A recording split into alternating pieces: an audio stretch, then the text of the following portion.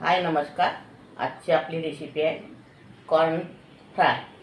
तर अगोदर तुम्ही माझ्या चॅनलवर नवीन असाल तर व्हिडिओला लाईक करा, शेअर करा आणि सबस्क्राईब करा. चला तर बनवायला सुरुवात करूया. आता इथे मी हे कॉर्न वाफवून घेतलेले आहे आणि नंतर हे दाणे काढून घेतलेले आहे.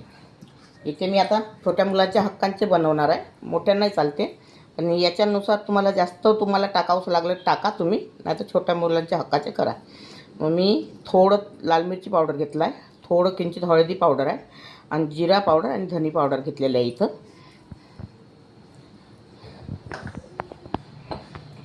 आणि चवीनुसार मीठ.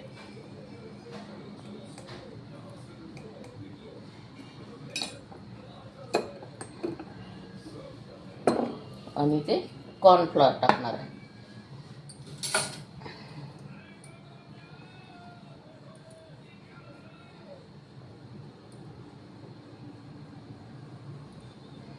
आणि याला आता छान हाताने मिक्स करून घ्यायचं.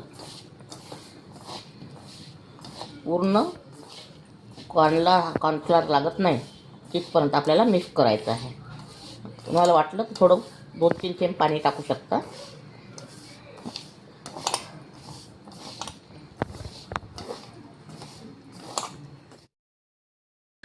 मी मगाशीनं ते दाणे काढून ठेवलेले होते.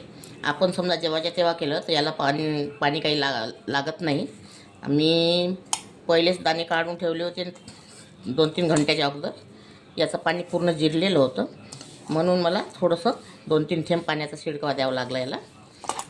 तर तुम्ही तेव्हाच्या तेव्हा करत असाल तुम्हाला पाणी काही गरज पडणार नाही पाण्याची. चला तर आता हे तेल इकडे मांडलेलं आहे, तेलसुद्धा गरम झालेलं आहे आपलं. आता याच्यात हे कॉर्न टाकून घ्यायचे.